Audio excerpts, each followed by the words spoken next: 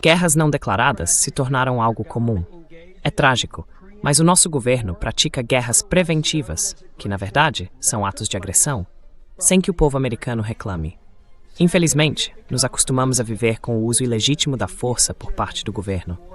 E para construir uma sociedade realmente livre, é essencial entender e rejeitar a ideia de iniciar o uso da força.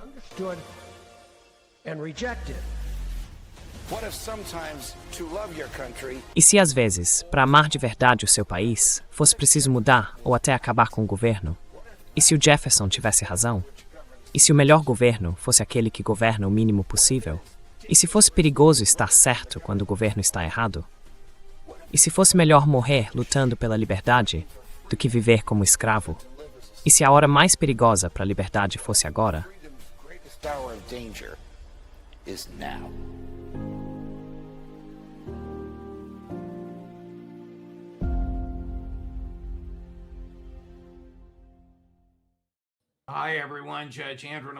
Oi pessoal, aqui é o juiz Andrew Napolitano, do programa Judging Freedom. Hoje é quinta-feira, 25 de junho de 2026. O Max Blumenthal está com a gente agora. Max, muito obrigado pelo seu tempo. Israel está em pânico por causa do memorando de entendimento assinado entre os Estados Unidos e o Irã.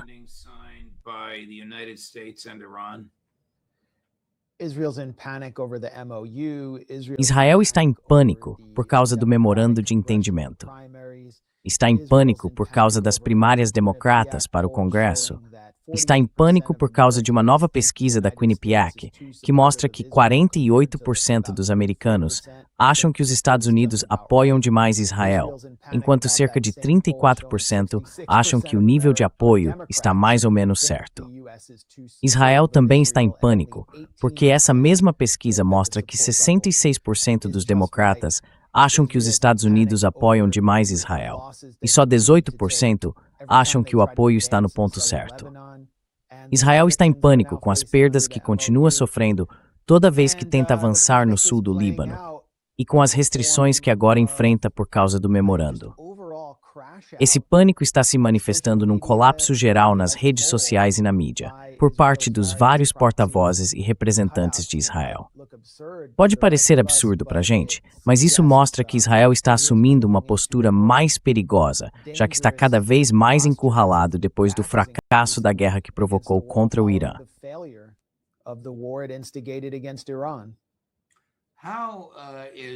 Como Netanyahu está sendo visto hoje em dia?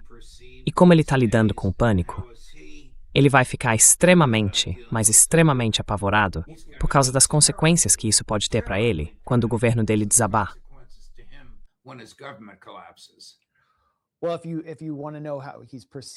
Olha, se você quer saber como ele é visto nos Estados Unidos, a taxa de aprovação dele está em 20%, de acordo com a nova pesquisa da Quinnipiac. A taxa de reprovação é de 48%. E o restante dos americanos que responderam à pesquisa nunca tinha ouvido falar dele. Quer dizer, estamos falando de um líder estrangeiro de um estado muito pequeno. Ele provavelmente é um dos líderes estrangeiros mais conhecidos num país onde muitos americanos nem conseguem citar tantos países estrangeiros assim. Então, é bem significativo quando a taxa de reprovação dele é tão alta. Em Israel, a reprovação dele é extremamente alta.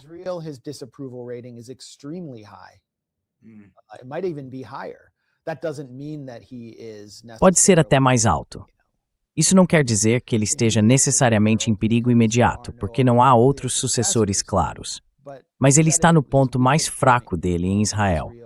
E sem uma guerra, ele corre um risco real. A coalizão do Netanyahu ia cair antes de 7 de outubro.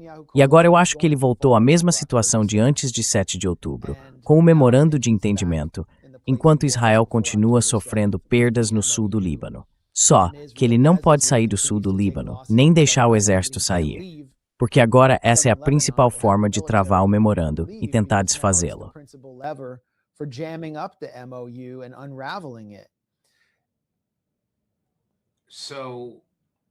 Então, mesmo que ele deixe o cargo, seja por vontade própria ou não, vai ser substituído por alguém, talvez com uma personalidade mais agradável, talvez com um espírito mais amigável. Mas as políticas vão ser praticamente as mesmas. Não é isso?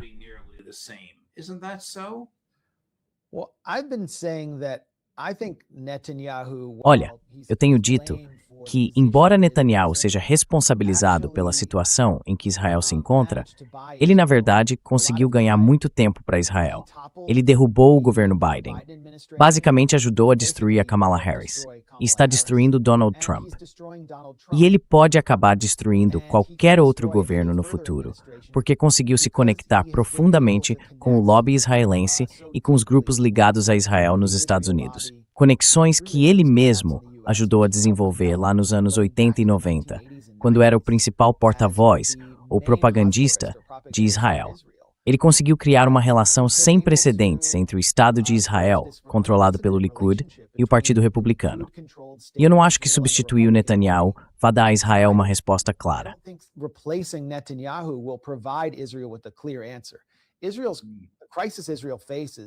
A crise que Israel enfrenta não é o Netanyahu. A crise é a estrutura colonial anacrônica do sionismo. E o Netanyahu conseguiu, de certa forma, encobrir essas contradições. Mas se ele for substituído, pode ser por alguém que, em muitos aspectos, se posiciona ainda mais à direita, como Naftali Bennett.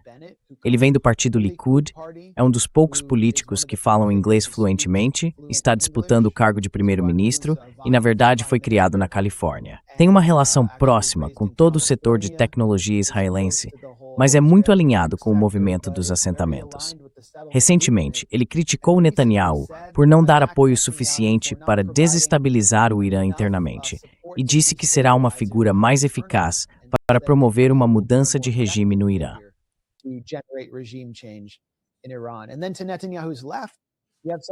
E aí, à esquerda do Netanyahu, você tem alguém como Gabi Ashkenazi, que é o autor intelectual da chamada doutrina Dahia, aquela ideia de usar força desproporcional e atacar civis. Ele foi o responsável pela ofensiva israelense de 2006, que destruiu o sul de Beirute, o bairro conhecido como Dahia. O Gabi Ashkenazi também foi o autor da ofensiva de 2008-2009 contra a faixa de Gaza, chamada Operação Chumbo Fundido. Então, ele representa o centro-esquerda. E depois tem outras figuras, como o Benny Gantz, que talvez não seja tão popular, mas foi o autor da ofensiva de 2014 em Gaza e inclusive já fez campanha falando sobre quantos, entre aspas, terroristas ele matou em Gaza. Então é isso. Não vai haver uma resposta para Israel depois do Netanyahu. Se acontecer alguma mudança, vai ser com uma figura menos conhecida, com menos vínculos com o Partido Republicano ou o Partido Democrata, mas que vai ser no mínimo tão fascista quanto o Netanyahu foi.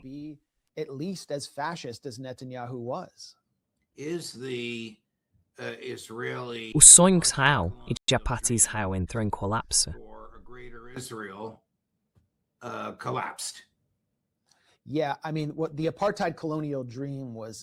Sim, quer dizer, o sonho colonial do apartheid foi expresso e resumido de forma bem clara por Ehud Barak, que era uma espécie de pilar do Partido Trabalhista. Ele sucedeu Yitzhak Rabin, antes de se tornar um dos associados mais próximos de Epstein. Foi ministro da Defesa, o militar israelense mais condecorado da história, e depois um primeiro-ministro de longa data. Então, quando ele diz isso, fala com muita autoridade, que Israel deve ser uma vila na selva.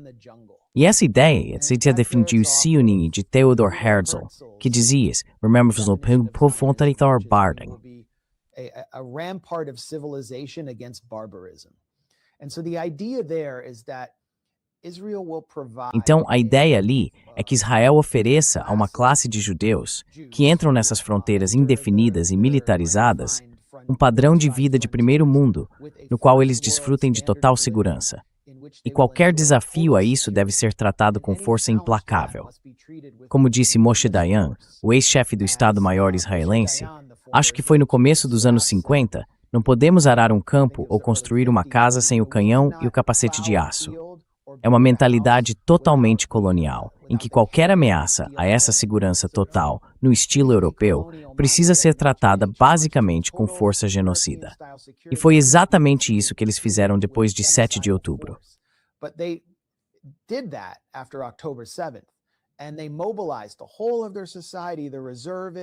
E eles mobilizaram toda a sociedade, os reservistas, todo mundo, para levar adiante esse genocídio. E mesmo assim, continuam num estado de vulnerabilidade, em que a qualquer momento o Irã pode lançar mísseis balísticos. E o supostamente impenetrável Domo de Ferro, o sistema Arrow e todos os mísseis THAAD que os Estados Unidos trouxeram, realocados da Ásia e da Ucrânia, não conseguiram impedir.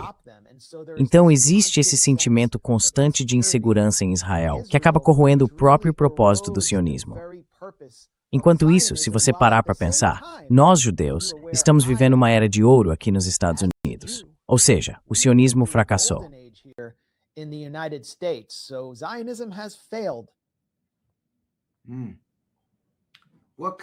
da sua that o Hezbollah se contra hoje.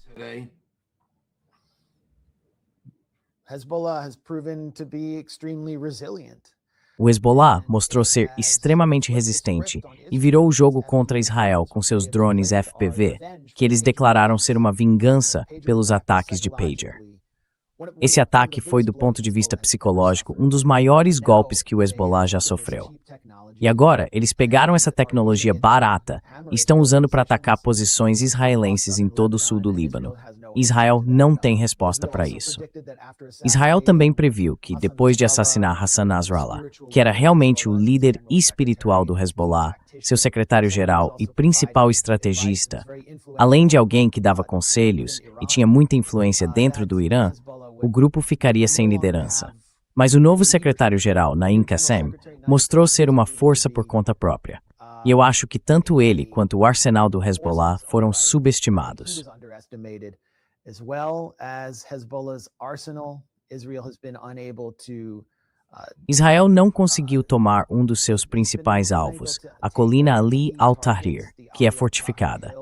Na verdade, foi uma fortificação construída por Israel durante a ocupação do sul do Líbano, logo ao sul de Nabatea. E eles não conseguiram tomar essa colina. Perderam muitos blindados tentando conquistá-la. As ofensivas também foram interrompidas por causa da exigência do Irã de que o Líbano fosse incluído no memorando de entendimento com os Estados Unidos. Então eles estão frustrados, mas não podem recuar.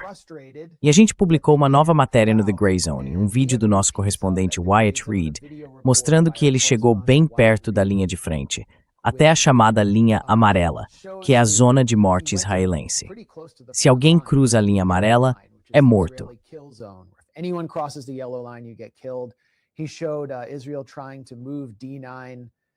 Ele mostrou Israel tentando mover escavadeiras D9 para áreas civis. Ele chegou a encontrar um cabo de fibra óptica que tinha sido conectado a um drone FPV do Hezbollah. E ele estava junto com muitos civis que querem voltar para suas casas. Israel está fazendo de tudo para impedir que esses civis retornem, porque quando eles voltam e aceitam reconstruir em meio aos escombros, eles mostram que não têm medo. São pessoas muito corajosas, com um verdadeiro espírito de resistência e resiliência.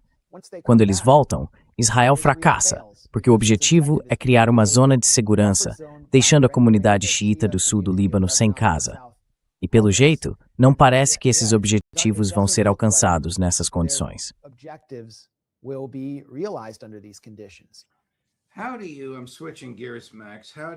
Como você... Vou mudar de assunto aqui, Max. Como você interpreta as recentes primárias de Nova York, em que progressistas bem à esquerda derrotaram democratas liberais mais tradicionais? Inclusive com a derrota de um deputado em exercício, o Dan Goldman, que é judeu, por um candidato progressista que também é judeu.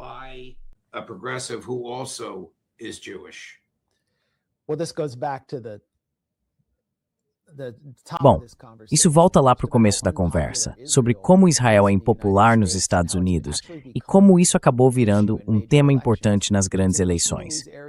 E é um tema também nessas regiões de Nova York. Em Brooklyn e Queens, por exemplo, tem áreas cheias de gente jovem, com alto nível de educação, em sua maioria branca, que antes eram bairros tradicionalmente negros e latinos. E isso está mudando toda a dinâmica política por lá. Isso deu aos socialistas democráticos da América um espaço para crescer. E olha, eu morei em Nova York por 10 anos. Tenho passado muito tempo lá ao longo da vida. Sempre que volto, sou reconhecido na rua. As pessoas assistem ao The Grey Zone por toda a cidade, especialmente nessas áreas.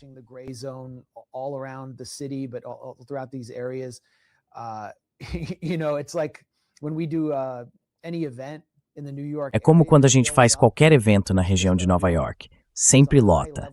Existe ali um nível muito alto de consciência política e uma rejeição clara ao establishment político. Mas também é importante mencionar uma candidata como é o nome dela, Daria Elizabeth Chevalier. Ela foi retratada como uma novata, uma estudante de Columbia, doutoranda em Columbia, que não se encaixava muito bem e acabou concorrendo contra o presidente do caucus hispânico. Um veterano, meio que um político de carreira, apoiado pelo AIPAC. Os adversários dela diziam, ela só vai conquistar esses brancos gentrificadores. Mas ela chegou muito perto de conquistar a maioria dos eleitores latinos daquela região, no Bronx, e também a maioria dos eleitores negros.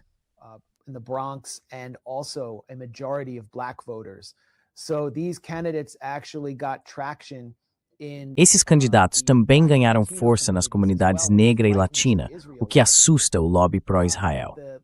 A derrota do Dan Goldman foi uma verdadeira lavada. Ele é herdeiro da fortuna da Levi Strauss e se apresentava como o maior progressista de todos. Era super engajado nas pautas LGBTQ, no tema do aborto e tudo mais, mas quando o assunto era Israel, agia como um fascista. E acabaram tirando ele para colocar o Brad Lander, que antes era um sionista liberal, mas agora parece ter entendido para onde o vento está soprando.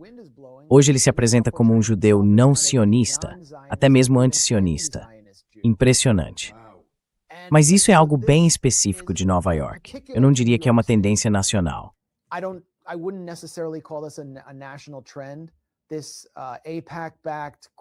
Esse candidato em Maryland, apoiado pela AIPAC por golpistas de criptomoeda, o Adrian Buafo, acabou de vencer. E isso é algo que apavora o lobby pró-Israel e também o movimento sionista. Isso se conecta ao que eu disse antes sobre o propósito do sionismo, oferecer um refúgio para judeus ameaçados pelo antissemitismo no mundo todo. Se você entrar nas redes sociais, especialmente no Twitter, vai ver os principais influenciadores sionistas surtando completamente e dizendo que os judeus precisam sair de Nova York agora. E isso é totalmente absurdo. Os judeus estão vivendo uma era de ouro em Nova York. E esses candidatos, como o Brad Lander, de que forma eles poderiam ameaçar os judeus com uma nova noite dos cristais?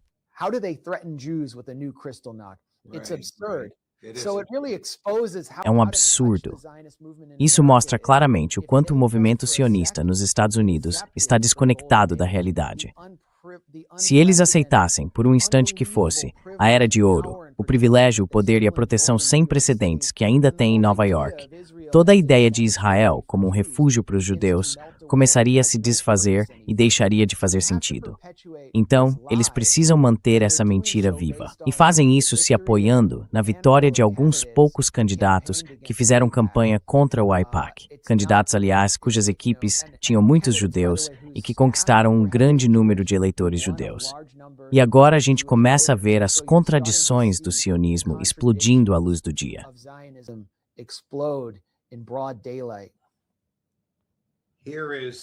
Aqui está o príncipe dos sionistas americanos na Câmara dos Representantes dos Estados Unidos, que talvez saiba, né? Chris, solta o corte número 12. É mais como o Corcunda de Notre Dame Sionium. Olha, eu acho que a vice-presidente deve um pedido de desculpas ao povo americano. Dizer que Israel só existe porque os Estados Unidos o criaram é uma declaração ofensiva e desrespeitosa com milhões de americanos, muitos deles com parentes que morreram no Holocausto. Israel nasceu do sangue, do suor e das lágrimas do povo judeu, depois da maior tragédia da história da humanidade. E os Estados Unidos nem sempre foram um grande amigo de Israel nos seus primeiros anos de formação. Então parte dessa retórica tem sido bem ruim. E eu não vou ter medo de dizer isso claramente.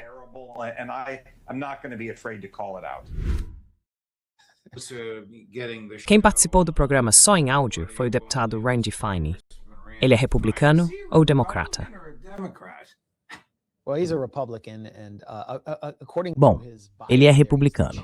E de acordo com a biografia dele, é o presidente do caucus da Judéia e Samaria. Mas é só ele. Vamos lá perguntar, sabe, para os americanos que trabalham duro, o que eles acham desse caucus da Judéia e Samária, e se isso tem alguma coisa a ver com a realidade deles, com o que acontece na mesa da cozinha deles. Mais uma vez, as contradições do sionismo estão explodindo. Ele afirma que Israel não precisa dos Estados Unidos, que Israel não precisou dos Estados Unidos quando foi criado em 1948 pelas Nações Unidas, que por sua vez tinham sido estruturadas pelos Rockefellers em Nova York, que aquela votação não foi influenciada pelos Estados Unidos, que o Harry Truman não precisou ser pressionado para apoiar a criação do Estado de Israel. Os Estados Unidos, e eu gostaria de ver mais disso, eu gostaria de ouvir mais sionistas como Randy Fine declarando que Israel não precisa dos Estados Unidos.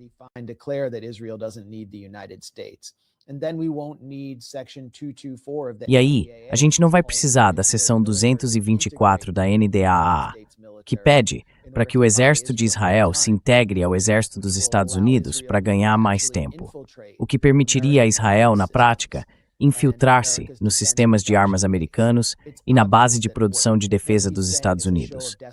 É claro que o que ele está dizendo é um sinal de desespero, enquanto J.D. Vance expressa uma realidade que todo mundo entende, que todo mundo sabe. Vale lembrar que Vance continua intensificando esse discurso baseado na realidade. Ele deu uma nova entrevista para um cara chamado Sohrab Ahmari, no Unheard, uma publicação que já trouxe algumas críticas a Israel, e o recebeu no Air Force 2. O Ahmari costumava ser um neoconservador, uma das principais vozes persas a favor de uma guerra de mudança de regime no Irã. Mas ele mudou, converteu-se ao catolicismo e virou uma espécie de conservador contrário à guerra contra o Irã.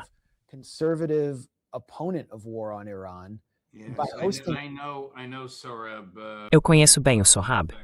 Na verdade, o padre que o converteu é um amigo meu de longa data. Ele se converteu por meio do Opus Dei, então é um católico tradicionalista. Mas não é uma pessoa maluca. Isso mostra que o J.D. Vance está meio que mobilizando essas figuras anti-guerra mais à direita como porta-vozes para vender o memorando de entendimento, e ele recebeu autorização para fazer isso. Outras pessoas na Casa Branca estão atacando os críticos desse memorando dentro do Partido Republicano e também dentro da própria direita. Então parece que o Vance está realmente levando isso a sério. E eu acho que a gente vai ver esse conflito se aprofundar dentro do Partido Republicano.